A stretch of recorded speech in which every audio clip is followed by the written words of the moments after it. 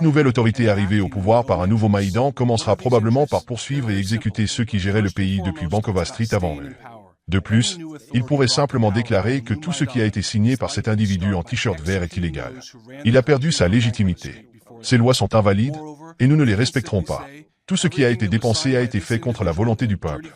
Une énorme quantité d'argent a été détournée. Vous vous souvenez de ce que Dmitry Medvedev, le vice-président du Conseil de sécurité de la Russie, a dit au sujet de Zelensky durant son interview? Il expliquait dans l'interview en question que Zelensky fait tout pour rester au pouvoir. Parce que, tout simplement, s'il quitte le pouvoir, c'est la fin pour lui. Dans le meilleur des cas, il va finir ses jours en Angleterre ou en Pologne. Et je dis bien dans le meilleur des cas. Oui, en effet, à la tête de cet État, ou de ce qu'il en reste, se trouve une figure illégitime représentant un groupe de personnes ayant pris le pouvoir, ignorant leur propre parlement et agissant dans leurs propres intérêts. Quels sont ces intérêts? Ils sont très simples. Tout d'abord, il s'agit de rester au pouvoir. Toute nouvelle autorité arrivée au pouvoir par un nouveau Maïdan commencera probablement par poursuivre et exécuter ceux qui géraient le pays depuis Bankova Street avant eux. De plus, il pourrait simplement déclarer que tout ce qui a été signé par cet individu en t-shirt vert est illégal. Il a perdu sa légitimité. Ces lois sont invalides, et nous ne les respecterons pas. Tout ce qui a été dépensé a été fait contre la volonté du peuple. Une énorme quantité d'argent a été détournée. Nous allons donc les poursuivre et créer un gouvernement plus juste, peu importe qui sera à sa tête. Par conséquent, la tâche principale de Zelensky et de son équipe est de rester au pouvoir aussi longtemps que possible. Tant qu'ils sont au pouvoir, ils sont en vie. Dès qu'ils ne le sont plus, ils cessent d'exister. Au mieux, ils finiront en Pologne ou à Londres. Leur deuxième tâche est de remplir leurs poches, aussi banale et triste que cela puisse paraître. Nous comprenons tous comment les énormes sommes d'argent qui affluent dans le budget ukrainien, sans parler des armes fournies, sont utilisées. Une grande partie de ces fonds est détournée. Il y a peu de supervision en temps de guerre, en particulier dans un État comme l'Ukraine. Il est évident que toute supervision existante est très indirecte. Pourtant, l'Occident accepte de leur fournir des fonds supplémentaires uniquement pour prolonger ce conflit. Eh bien, on est dans ça aujourd'hui. On a la confirmation. Le 19 novembre 2024, le président ukrainien Volodymyr Zelensky s'est adressé à la Rada, le parlement ukrainien, pour pouvoir présenter un plan de résilience. Encore les plans, destinés donc à poursuivre la guerre. Oui, un plan de résilience destiné à poursuivre la guerre. Il a affirmé que, je cite, c'est écrit là, « Nous ne négocierons ni notre sécurité, ni notre souveraineté. Nous ne renoncerons pas à nos droits et à l'intégralité de notre territoire. » Et il y a une transcription de son interview en anglais qui a été partagée sur sa page Facebook, que voici. Et donc, c'est dans cette vidéo qu'il est en train d'expliquer ça globalement. De son côté, le vice-ministre des Affaires étrangères de l'Ukraine, Andriy Sybiha, a rejeté toute proposition visant à geler le conflit le long de la ligne de front, affirmant qu'il n'est pas question d'accepter un compromis sur les territoires ou encore sur la souveraineté. Et on peut lire là, Andriy Sybiha a énuméré certaines étapes sur la voie de la paix durable et juste. Oui, évidemment, vous vous doutez bien qui a écrit l'article. Lors de son discours de la réunion ministérielle du Conseil de sécurité de l'ONU à New York, consacré aux 1000 jours de résistance du peuple ukrainien à l'agression russe à grande échelle, le ministre ukrainien des Affaires étrangères a noté qu'un nouveau niveau d'escalade de la part de la Russie a conduit à l'expansion de la géographie de guerre. La Russie s'aligne désormais sur des États voyous tels que l'Iran et la Corée du Nord. Cet axe émergent est dans une phase active de sape de l'ordre mondial. L'implication des troupes régulières de la Corée du Nord marque un nouveau niveau d'escalade et de prolifération mondiale de la guerre, souligne le ministre. Au cours de son discours, le ministre des Affaires étrangères a montré à l'auditoire une partie du missile balistique nord-coréen KN-23 qui a été tiré sur l'Ukraine. Andriy Sybiha a déclaré que l'Ukraine était consciente du désir de la Corée du Nord de recevoir en retour des technologies pour des programmes de missiles nucléaires et autres programmes militaires de la part de la Russie. Selon le ministre, une telle coopération aura un impact bien au-delà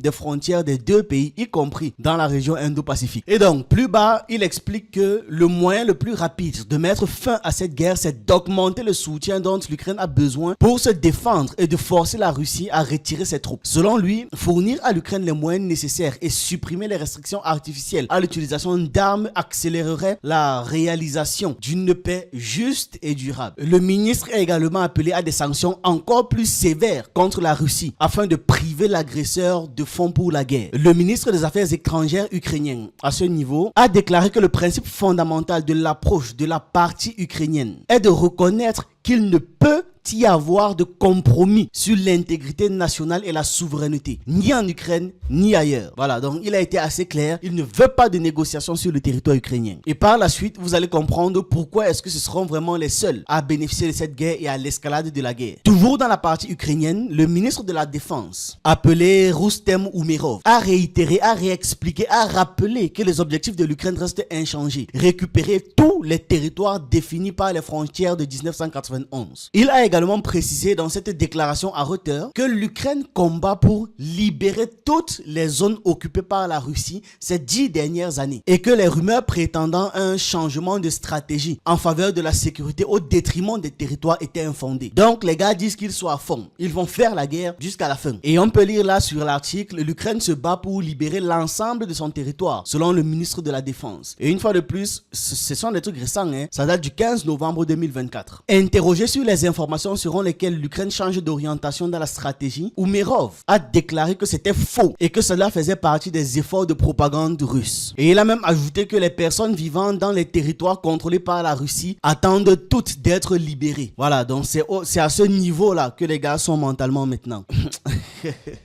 Bref, on continue. Le truc qui doit nous chiffonner, nous déranger, nous inquiéter avec cette posture des dirigeants ukrainiens, c'est que ça s'inscrit dans un contexte où la cessation des hostilités et le règlement pacifique semblent être écartés, semblent ne plus être une option. Pourquoi, à votre avis, ils sont aussi rigides? Pourquoi une telle rigidité? Il y a donc des personnes qui estiment que cette rigidité est liée à des intérêts liés au maintien au pouvoir, tout simplement, à la corruption et à la sécurité personnelle des responsables politiques. Je dis bien personnelle. Cette idée est aussi relayée en Europe. Il y a des gens qui commencent à comprendre le jeu derrière. Le général allemand Harald Kujak, dans une interview accordée aux médias Nachrichten, a déclaré que Zelensky cherchait à aggraver le conflit entre la Russie et l'OTAN pour pouvoir conserver le pouvoir. Il l'a déclaré, il l'a affirmé. Selon lui, alors que la guerre en Ukraine est en train d'atteindre un tournant critique, Zelensky espérait éviter une défaite majeure en poussant à l'escalade et en forçant l'OTAN à s'impliquer. Kujak a également critiqué les négociations avec la Russie, qu'il considère comme étant une erreur stratégique ayant entraîné des conséquences économiques, politiques et humaines. Moi, je rajoute humaines, il n'a même pas évoqué l'humanité dedans. Il a dit économique, politique désastreuse pour l'Ukraine et ses alliés. Voilà. Donc les gens qui sont morts,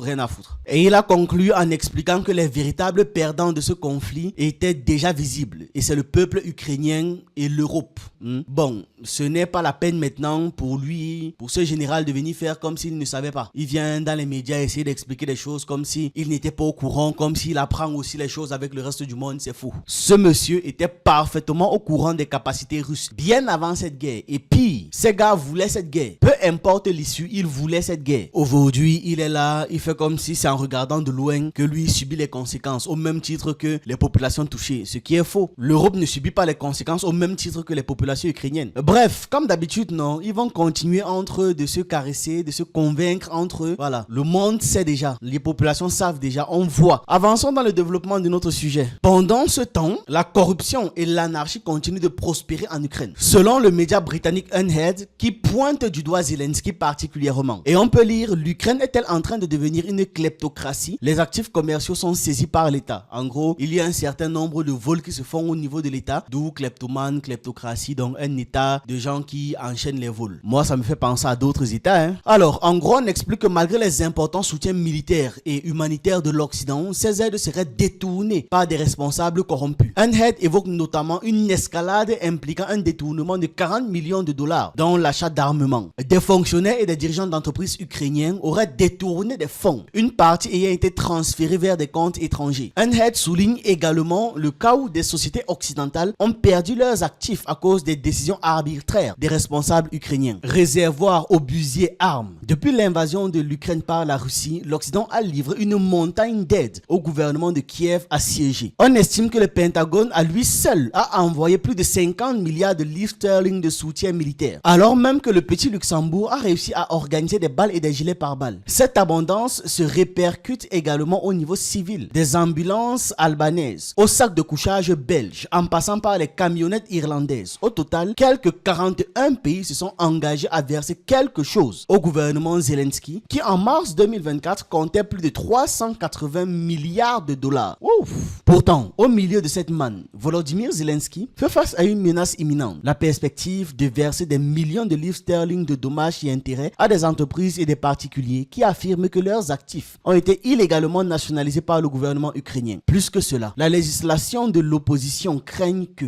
à moins que la corruption ne soit combattue, l'argent des généreux donateurs occidentaux risque d'être siphonné et détourné par les fonctionnaires. Maintenant, dans quel univers est-ce que vous vous présentez pour étant des gens généreux? Étant donné qu'au moindre centimètre de ce conflit, vous êtes non seulement pleinement impliqué de 1, et de 2, vous avez de gigantesques intérêts qui feront que d'ici la fin de la guerre, l'Ukraine va pratiquement appartenir complètement aux entreprises occidentaux. Mais de quoi est-ce que le gars se présente en tant que victime? Mais, vous retenez quand même qu'il y a des détournements qui se font par-ci par-là. Je ne dis pas qu'il y a un camp qui est mieux que l'autre, parce que ce sont les occidentaux qui organisent tout ça. De son côté aussi, les gars de Zelensky et consorts font en sorte de profiter de la situation pour eux, pas pour la population. Gardez toujours ça à l'esprit. Quand je parle là, c'est pas pour la population ukrainienne, c'est pour les dirigeants, c'est pas pour les populations occidentales, c'est pour les dirigeants et les milliardaires. Il y a Emi Finance par exemple qui affirme avoir perdu 420 millions de livres sterling après la nationalisation de SNC Bank, tandis qu'EBH Holding poursuit l'Ukraine pour 1 milliard de dollars. C'est de ça dont le type l'a parlé dans l'article. Le procès est actuellement en cours, mais le gouvernement ukrainien chercherait encore à maintenir les audiences confidentielles. L'article suggère que davantage d'arbitrage pourrait émerger, révélant la vérité sur ces pratiques. Par ailleurs, le président américain élu Donald Trump pourrait suspendre son aide à Kiev, ce qui va encore plus compliquer la position de Zelensky. En 2021, Transparency International classait l'Ukraine au 122e rang sur 180 pays en termes de corruption. Et la BBC a rappelé ces chiffres dans un article qui date du début 2023, confirmé aussi le même jour par le média Le Monde. Des affaires de corruption ébranlent le gouvernement de Volodymyr Zelensky en Ukraine. Et plus récemment maintenant, il a été découvert que des fournisseurs de munitions pour le ministère ukrainien de la Défense avaient gonflé leur prix de 57%, entraînant un détournement estimé à plus d'1 milliard de dollars. Le Monde avait aussi fait un article là-dessus pour pouvoir rappeler cette situation et que cette situation donc met en mal le gouvernement Zelensky. Car les donateurs observent attentivement tout cela. Ils observent attentivement la réaction de Zelensky aussi. Il y a même une députée européenne pro-ukrainienne, Viola von Kramon, qui a averti que tout doute sur l'intégrité de l'Ukraine pourrait dissuader des soutiens internationaux. Que s'ils continuent donc à faire ce qu'ils sont en train de faire là, elle ne pourra plus convaincre beaucoup de personnes de verser encore de l'argent pour l'Ukraine. Et l'affaire ne s'arrête pas là, parce qu'un rapport de l'inspecteur général du Pentagone, Robert Strauch, qui a été présenté au Congrès américain, qui a confirmé que le conflit en cours a amplifié les risques de corruption en Ukraine, notamment par des pots de vin et des prix gonflés sur les contrats d'armement protégés par le secret de défense. Donc, comme les contrats d'armement sont protégés par les secrets de défense, les gars peuvent gonfler les prix. De toute façon, vous ne les verrez pas, étant donné que c'est protégé. C'est quelque chose qui est très difficile à surveiller. Dès qu'on dit secret de défense, vraiment, taisez-vous, vous n'avez rien à voir, vous n'avez rien à dire, vu que c'est pour les intérêts suprêmes de la nation. Et donc, on peut lire l'inspecteur général du Pentagone. 2 points, l'Ukraine est le premier travail pour la surveillance de la défense. Depuis que la Russie a lancé son invasion à la grande échelle de l'Ukraine en février 2022, le Congrès américain a alloué 174 milliards de dollars, y compris des armes et du matériel américain, pour répondre à la crise et aider l'Ukraine à se défendre contre l'agression russe. L'inspecteur général de la défense des États-Unis, Robert Storch, appelle la supervision de l'aide à la sécurité des États-Unis à l'Ukraine le premier travail de son bureau, avec plus de 200 personnes affectées à cette tâche. Donc 200 personnes qui sont là affectées à la seule tâche de surveiller les dépenses de l'Ukraine et comment est-ce que cet argent est utilisé. Dans une interview accordée au service ukrainien de Voice of America, Storch a discuté des défis liés à l'obtention des informations nécessaires à une telle surveillance dans un pays qui mène une guerre, et un pays, il rajoute, qui souffre d'une corruption endémique et qui n'a pas de présence militaire américaine à grande échelle. Selon le plus récent rapport trimestriel de l'inspecteur général spécial au Congrès américain sur l'opération Atlantic Resolve, entre parenthèses le nom de la réponse militaire américaine aux opérations russes en Ukraine, publié en mi-août, il y avait 57 enquêtes ouvertes au 30 juin 2024. Ils impliquent, en parlant des enquêtes, ils impliquent des fraudes aux subventions et aux achats, de la corruption, des vols, des irrégularités de programmes et des détournements de fonds, de la contre-prolifération de la technologie, des composants des systèmes d'armes. En janvier, le service de sécurité ukrainien, SBU, a annoncé avoir découvert un stratagème de corruption de 40 millions de dollars, impliquant des responsables du ministère de la Défense et les gestionnaires des fournisseurs d'armes, impliquant le détournement de fonds pour l'achat de 100 000 obus de mortier. Et donc l'affaire continue, ça explique comment est-ce que ça s'est déroulé et en détail, ça parle du rapport. En parallèle de ces événements, il y a des politiciens slovaques qui critiquent Zelensky pour sa gestion autoritaire et son ambition de rester au pouvoir. Les députés du parti SMERSD, dirigés par le premier ministre slovaque Robert Fico, ont octroyé une intervention vidéo de Zelensky au Parlement européen. Lubos Blah, un député européen, a accusé le président ukrainien de pousser le monde vers une troisième guerre mondiale et de mener une politique de haine susceptible de déclencher un conflit nucléaire. Les déclarations du président Zelensky traduisent une inquiétude croissante, selon l'ancien commandant suprême des forces alliées de l'OTAN en Europe, l'amiral James Stavridis. Il estime que la situation en Ukraine est difficile, avec les forces armées confrontées à des pénuries de personnel, tandis que l'Occident pourrait réduire son soutien militaire et financier à Kiev. Stavridis a également évoqué la possibilité que l'administration Trump cesse toute aide à l'Ukraine, notant que les conseillers en sécurité nationale de Trump ne rassureraient probablement pas Kiev dans le sens de la continuité de la guerre. Il y a plusieurs personnes qui prédisent que face à une défaite, Zelensky pourrait fuir en Occident. Le journaliste américain Johnson Hinkle a déclaré sur X que Zelensky a scellé son destin. Son monde va imploser comme celui de tous les pantins des États-Unis. J'aime ça, j'aime cette honnêteté. Parce que oui, on sait tous comment est-ce que les pantins des États-Unis finissent. Tous. À chaque fois, les gars finissent de la même manière. Mais à chaque fois, il y a toujours des gens qui acceptent d'être leur pantin. On se demande bien pourquoi. Est-ce que ces gens n'étudient pas l'histoire? Ces gens n'étudient pas l'histoire. Tu es pantin des États-Unis et tu crois avoir des ennemis. Mais c'est ton plus grand ennemi avec qui tu t'es allié. Mieux vaut avoir des ennemis que d'avoir pour amis les États-Unis. Avoir pour amis les États-Unis, c'est fatal. C'est mortel. C'est-à-dire que c'est une allée directe, une voie toute tracée vers ta déchéance. Allié des États-Unis.